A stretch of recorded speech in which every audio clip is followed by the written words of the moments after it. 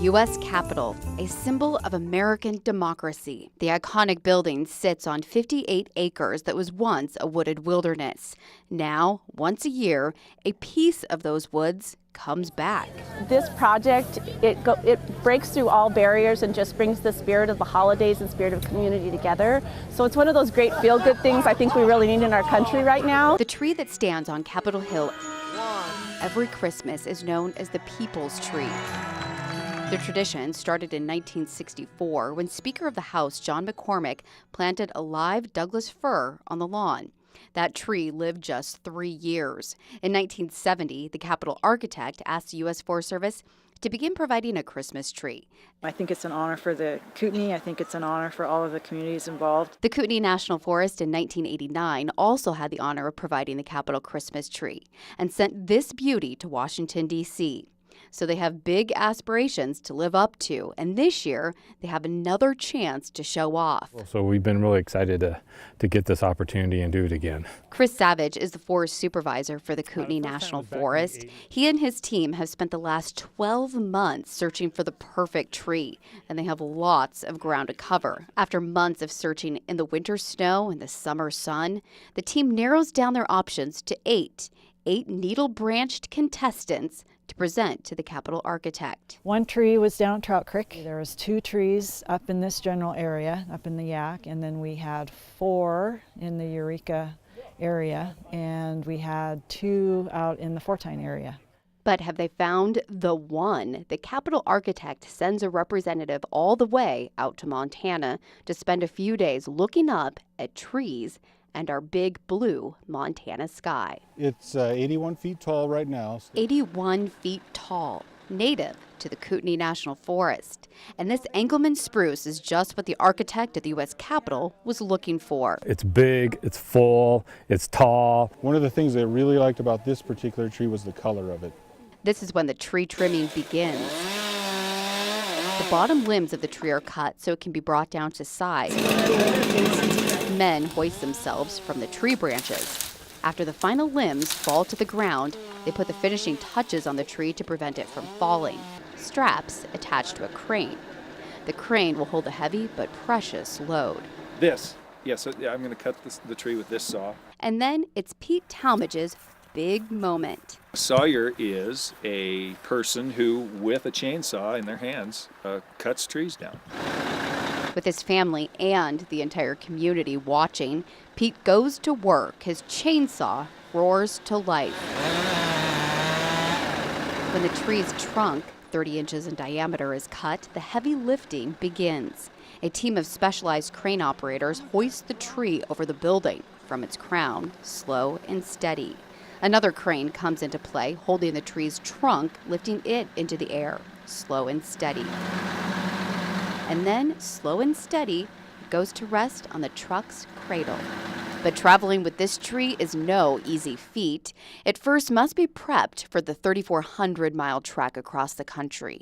Just a week ago, the Capitol Christmas tree stood 81 feet tall. Now, with a wingspan of 35 feet, it lays cradled on the bed of a whitewood semi-truck in Libby. So it has to basically fit into an 8-foot by 8-foot box.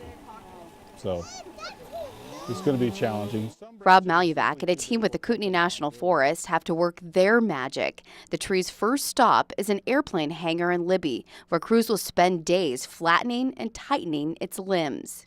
We'll be trying to pull them gradually over the course of a couple days. Lots of straps and some time and patience. 5 days later, the tree, snuggled in tight, is ready to hit the road. All right, go ahead, Nate.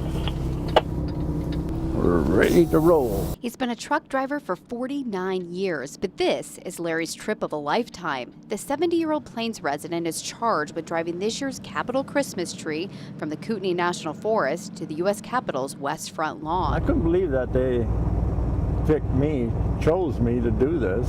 Choose Outdoors is a nonprofit assisting the U.S. Forest Service with the transport of the tree. Choose Outdoors chose Whitewood Transport, Larry's employer, for the journey. Larry's boss says the decision to put him behind the wheel was an easy one to make. And certainly we have one of the greatest drivers with Larry Spiekemeyer, his 1.6 million accident-free miles. There will be some challenging corners, and We'll have one of them right here in Whitefish. En route to Whitefish, heading east on 2nd Street. We're giving you the green light. To Highway 93 South, it's a 90-degree right turn. Larry, this is Nathan. We're gonna take a minute to clear this 90-degree intersection up here, so we may have to come to a complete stop. Okay, thank you. And also, Rob, if you can, in the Suburban, if you can get your flashers going on and just follow the truck straight through, that'll be great. Got it, thanks.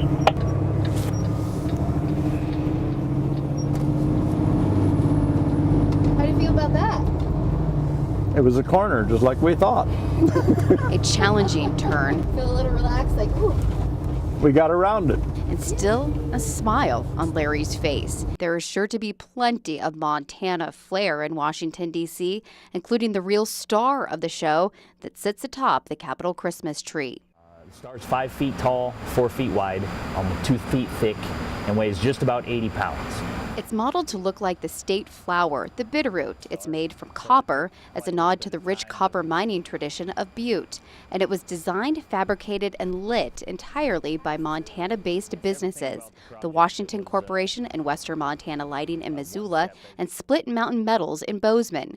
But unlike the local quilting clubs, owner Brad Brettinson says he had a short timeline to turn the light on for this project.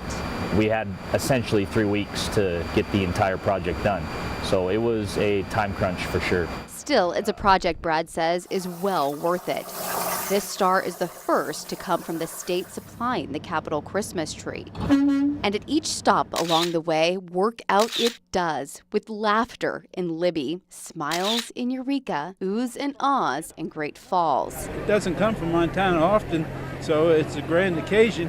And to see so many people from Great Falls coming out there, it really kind of brings everybody up into the Christmas spirit a little early. Dancing and presents on the Fort Belknap Indian Reservation, shouts and applause. Let's give a big hand to Larry Speakermeyer, our driver here, that's volunteered from Plains, Montana. In Whitefish, and everywhere they go, markings are made from people at places all across Montana. Our daughter goes to James Madison University in Virginia, which is right outside of D.C., and we're going to have her sign and add her name in the same spot. In the hopes of sprinkling the Christmas cheer throughout the country.